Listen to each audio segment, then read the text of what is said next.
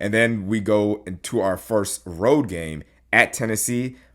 Tennessee fans, like it or not, Shane Steichen does not lose to you guys, so we're going to win that game. Here, Indiana move. We from Indiana, we from Indiana move. I'm an Indiana move. Touchdown, I-N-D-Y. And he lost the ball. There's a fumble. Who's got it? The officials say the Colts do. Great team win, baby. Drops it way downfield, intercepted, coming forward and making the INT for the Colts in the back end. To see the Colts win Super Bowl. Hey, win on three. 1, 2, 3, win! Welcome back to the channel. This is Marcus Sniffles, and the Colts just had a big road win in the division. Colts 41, Titans 20.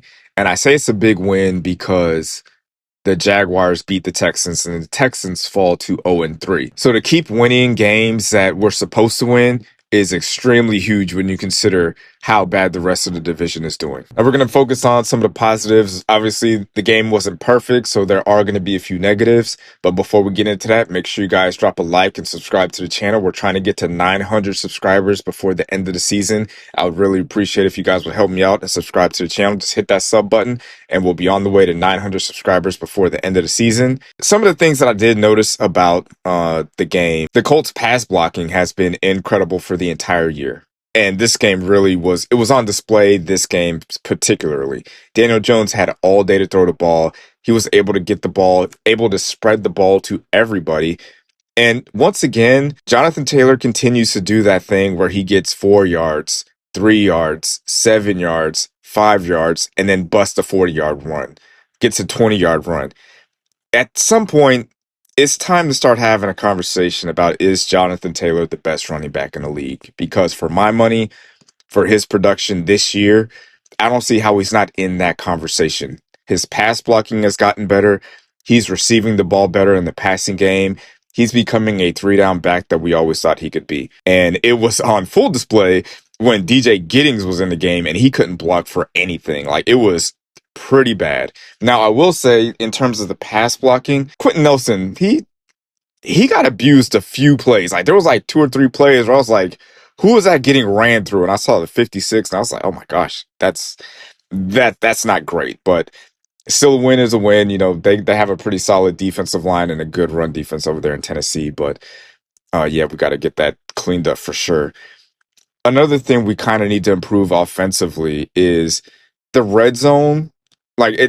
We scored 41 points today. Like, obviously that's a pretty big number offensively. You score 41 points on offense, you can't complain about that. But throughout the season, we've had a hard time in the red zone putting the ball in and getting touchdowns. I think that is a lack of a quarterback running threat. The RPO game is just not what it was last year because Daniel Jones isn't that great of a runner in the red zone. He got a little bit better today as far as like scrambling and making plays with his legs.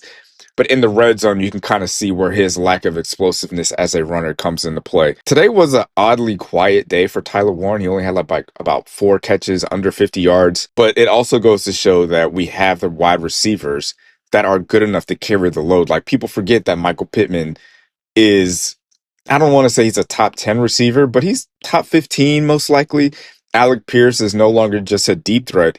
He has expanded his game to crossers and deep ends, and he's making a lot of plays outside of just all the deep routes, and Josh Downs is always going to be a guy that can get first downs no matter what. You made it this far. If you have not liked the video at this point, what are you waiting for? Just like the video. Hit the like button right now. I'm talking to you. Make sure you like the video and subscribe and drop a comment. All that stuff. This is a threat. Not a threat, a warning. But it could be a threat. Just do it. Now, when it comes to the defensive side of the ball, Charvarius Ward is, I feel like I say this every time we play, he has been worth every penny. Like, he dominated Calvin Ridley the entire game. Every time Ward was on a wide receiver, he locked him down. He did have one pass interference penalty that was kind of a ticky-tack, like, it could have gone either way. But Charvarius Ward is everything that he's been advertised to be. He is shutting down the people that are guarding him, that he is guarding, and he is not giving up big plays. With that being said, We desperately need Jalen Jones back. Xavier Howard, Mekhi Blackman, they're just not going to cut it. They're getting attacked and targeted a lot. And it worked today, but it's not going to work against a team that has like a legit number 2 wide receiver. Next week, we go into Los Angeles. We have Puka Nacua and Devontae Adams. Both of those wide receivers are legit wide receiver ones. So Lou Anarumo is going to have to get in his bag to figure out how to stop that duo with Xavier Howard and Mekhi Blackman. Also, the run defense was dominant today. The pass rush, getting 4 sacks. We're still waiting on Latu to have that breakout game as far as sack production, but he also had 5 pressures. So even though he's not getting the sacks, he is still making an impact on this pass rush and on this defense. So having him out there, even though he's not getting sacks, he's still making an impact. And when it came to that pick 6, that was Lou Anarumo and Kenny Moore just pretty much fooling Cam Ward off the rip.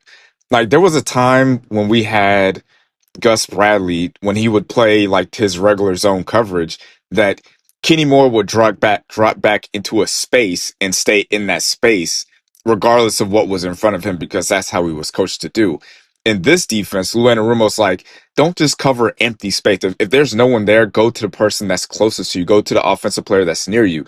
And Kenny Moore moved up to the running back because he knew he had help behind him. He didn't have to cover the guy behind him because he had coverage help. And so he was able to jump that pass and get it to the end zone. And that's just good, smart defense by Lou and Kenny Moore. I think one of the weaknesses on this defense so far is the pass coverage from our linebackers. I feel like a team with, like, if we were playing against ourselves, like if we were playing a team that had a Tyler Warren, I feel like our linebackers would get exposed. And it didn't hurt us today that much, but it's something to keep an eye on. And obviously it's way, way, way, way too early for mock draft season. But for mock draft season, a pass covering linebacker would really help this defense a lot. Also, when it comes to the offense, what did Shane Steichen see that made him want to run so many bootlegs? Like, he ran so many bootlegs. It was insane the amount of bootleg plays that he calls, and they were all effective.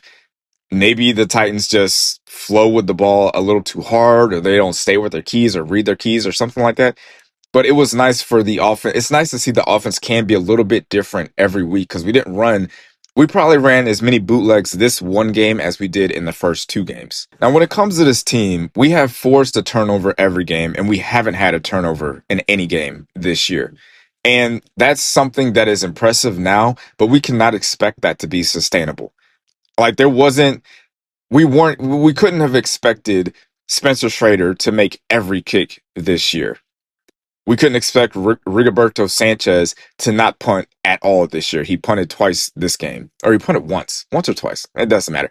But either way, that's something that we cannot panic about. We cannot panic because there's one missed field goal. It's a long field goal.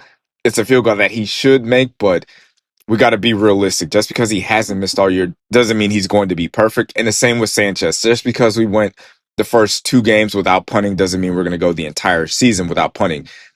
Players on that defense, they get paid too.